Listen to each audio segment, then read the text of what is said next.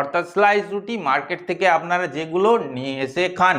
একটি সমীক্ষায় দেখা গেছে 50 জন মানুষকে নিয়মিত 2টি করে ব্রেড দেওয়া হয়েছে এবং 3 মাস পর তাদের মধ্যে কিন্তু নেসাল পলিপের সমস্যা আসতে দেখা গেছে এবং কিছু মানুষের ক্ষেত্রে অ্যাজমার সমস্যা বেড়ে যেতে দেখা গেছে, অ্যালার্জির সমস্যা বেড়ে যেতে দেখা গেছে। কারণ এই যে মার্কেট থেকে আপনারা যে স্লাইস রুটি যেটাকে বলেন বা ব্রেড বলেন, এর মধ্যে কিন্তু গ্লুটেন থাকে, প্রিজারভেটিভ থাকে এবং ফুড অ্যাডিটিভ থাকে, যেগুলো আমাদের শরীরের মধ্যে গিয়ে এক ধরনের ইনফ্লামেশন বা প্রদাহ তৈরি করে। আর যখনই ইনফ্লামেশন তৈরি হবে আমাদের শরীরের ডিফেন্স সিস্টেম কিন্তু এর বিরুদ্ধে কাজ করবে এবং শরীরে মিউকাসের প্রোডাকশনকে বাড়িয়ে দেবে।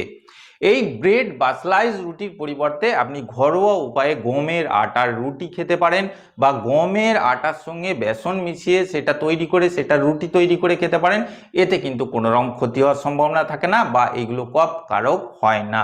4 নম্বর খাবার হলো ভাত। যখন আপনি পোস্ট নাসাল ড্রিপ, সাইনোসাইটিসের সমস্যা থেকে বা গলায় বারবার কফ জমছে, সেই কফ কোনো কারণেই ক্লিয়ার হচ্ছে না, তখন ভাত খাওয়ার পরিমাণটাকে একটু কমাতে হবে। বা আপনার যদি ফুসফুসের মধ্যে, চেস্টের মধ্যে কফ খুব বেশি জমে থাকে, তখনও কিন্তু ভাতের পরিমাণটা কমাতে হবে। কারণ ভাতের প্রকৃতিটা ঠান্ডা হয়ে থাকে, এর মধ্যে স্টার্চ থাকে প্রচুর পরিমাণে। ভাতকে রান্না করে এমনি রেখে দিলে দেখবেন একটা পরস্পরের মধ্যে জুড়ে যাওয়ার প্রবণতা থাকে। আর এই প্রকৃতির জন্য আপনি বেশি পরিমাণে ভাত খেলে আমাদের ফুসফুসের মধ্যে কফের প্রোডাকশন বেড়ে যাবে, গলার মধ্যে, এমনকি আমাদের ন্যাসোফ্যারিংসের মধ্যেও কিন্তু মিউকাসের প্রোডাকশন বেড়ে যাবে। তবে আপনাকে ভাত খাওয়া বন্ধ করার দরকার নেই, পরিমাণে কম খাবেন বা ভাতটা যখন রান্না করবেন তার মধ্যে তেজপাতা, গোলমরিচ, লবঙ্গ, দারুচিনি, এই যে গরম মশলাগুলো আছে এগুলো কিছুটা পরিমাণে দিয়ে দেবেন যাতে এর ঠান্ডা ভাবটা কেটে যায়। এইভাবে ভাত রান্না করে খেলে একদিকে যেমন আমাদের কফের পরিমাণটা বাড়বে না, অপরদিকে কিন্তু আমাদের যে জমা কফগুলো আছে সেইগুলো ধীরে ধীরে ক্লিয়ার হয়ে বেরিয়ে যাবে। 5 নম্বরে হলো চকলেট এবং কফি। এই জাতীয় খাবারগুলো যারা খুব বেশি পরিমাণে খান, এইগুলো আমাদের শরীরে অ্যাসিড খুব বেশি পরিমাণে রিলিজ করে, অ্যাসিড রিফ্লাক্সের সমস্যাকে বাড়িয়ে দেয়। এমনকি আমাদের পাকস্থলীর উপরে যে স্ফিংক্টারটা আছে বা যে দরজাটা আছে, যেটার মাধ্যমে খাবারগুলো পাকস্থলীর মধ্যে আসে এবং পাকস্থলীর মধ্যে যে এক্সেস অ্যাসিড থাকে সেটা উপরের দিকে যেতে দেয় না, কারণ এটা শক্ত হয়ে এঁটে থাকে। যখন আপনি চকলেট বা কফি অতিরিক্ত খাবেন, এর মধ্যে এমন কিছু ট্রিগার ফ্যাক্টর কাজ করে যেগুলো এই স্ফিংক্টারটাকে ঢিলে বা লুজ করে দেয়। এতে কিন্তু অ্যাসিড রিফ্লাক্সের সমস্যা হয়, অ্যাসিড উপরের দিকে আমাদের ইসোফ্যাগাস অর্থাৎ খাদ্যনালী হয়ে গলার দিকে চলে আসে, এক ধরনের ইনফ্লামেশন তৈরি করে, যেটার কারণে আমাদের শরীরের ডিফেন্স সিস্টেম মিউকাসের প্রোডাকশনকে বাড়িয়ে দেয়। এতে আমাদের গলার মধ্যে অতিরিক্ত বা কনস্ট্যান্টলি কফ জমতে থাকে। তাই এই জাতীয় খাবারগুলোকেও কিন্তু অবশ্যই অ্যাভয়েড করতে হবে যখন আপনি এই ধরনের সমস্যায় ভুগছেন।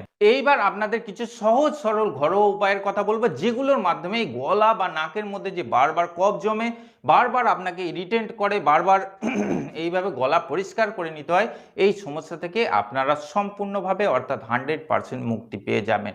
নাম্বার 1, গরম জল, মৃদু উষ্ণ গরম জল। যখন আপনি গলায় কফ জমার সমস্যায় ভুগছেন, বারবার মৃদু উষ্ণ গরম জল পান করুন।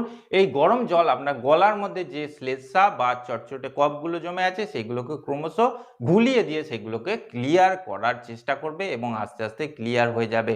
বা আপনার সঙ্গে একটি থার্মাল ফ্লাস্ক রাখতে পারেন, যার মধ্যে খাওয়ার উপযোগী গরম জল রাখতে পারেন, যেটা বারবার আপনি অল্প অল্প করে খাবেন। এতে কিন্তু গলা এবং নাকের কফ আস্তে আস্তে গলে যায়, নরম হয়ে যায় বা ক্লিয়ার হয়ে যায়।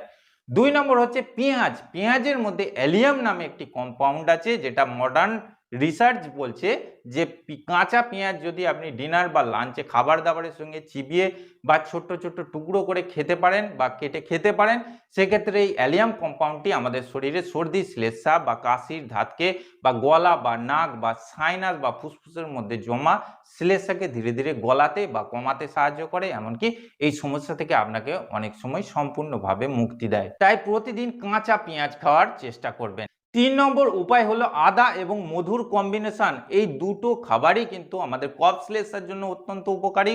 আদার মধ্যে অ্যান্টিব্যাকটেরিয়াল প্রপার্টি এবং অ্যান্টি ইনফ্লেমেটরি প্রপার্টি থাকে, যেটা আমাদের শরীরে কফ শ্লেষ্মাজনিত যেসব ইনফ্লামেশন আছে সেগুলোকে খুব সুন্দরভাবে রিডিউস করতে সাহায্য করে। 2 কাপ মতো জল নিন, একটি সসপ্যানের মধ্যে দিন, তার মধ্যে 1 চামচ মতো কষা বা বাটা আদা দিয়ে দিন, তার মধ্যে 1 চুটকি মতো গোলমরিচের পাউডার দিয়ে কিছুক্ষণ ফোটান। যখন সেটা 1 কাপ হয়ে যাবে সেটাকে ছেঁকে নিন, নামিয়ে নিন। তার মধ্যে 1.5 চামচ মতো মধু মিশিয়ে আপনি দিনে 1 থেকে 2 বার করে পান করতে পারেন। এতে গলা এবং নাকের মধ্যে যে শ্লেষ্মা জমার সমস্যা আছে সেটা ধীরে ধীরে ক্লিয়ার হয়ে যেতে দেখা যায়। বা আপনি 1 চামচ মতো আদার রস বের করুন, তার মধ্যে 1 চামচ মতো মধু মিশিয়ে সেটাকে ভালো করে মিশিয়ে সেটা চেটে চেটে খেতে পারেন।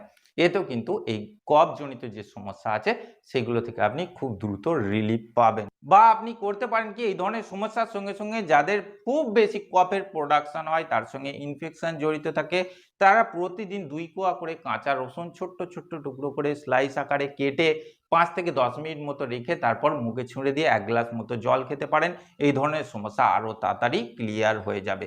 যাদের ক্ষেত্রে রাত্রে শোবার সময় গলার মধ্যে প্রচুর কফ জড়ায় বা শ্লেষ্মা জড়ায় এবং এই সমস্যার জন্য তাদের বমি পায়, রাত্রে ঘুম আসতে চায় না, তারা মাত্র 2টি করে লবঙ্গ ফুল সমেত মুখে ছুঁড়ে দিন শোবার সময় এবং চুষে চুষে খান।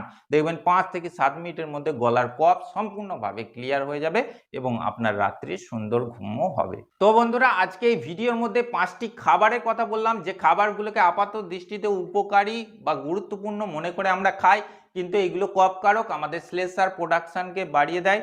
নাম্বার 1 হলো কলা, নাম্বার 2 দই, নাম্বার 3 হলো ব্রেড অর্থাৎ স্লাইস রুটি, নাম্বার 4 ভাত এবং নাম্বার 5 চকলেট ও কফি।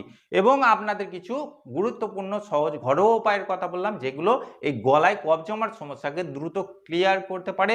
নাম্বার 1 গরম জল, নাম্বার 2 অনিয়ন অর্থাৎ পেঁয়াজ কাঁচা অবস্থায় খেতে হবে, নাম্বার 3 আদা এবং মধুর এই যে কম্বিনেশনটি তৈরি করার কথা বললাম, এবং শেষে বললাম লবঙ্গ ও রসুনের কথা।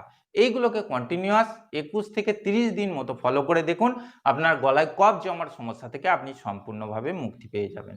তো বন্ধুরা, আশা করছি আজকের ভিডিও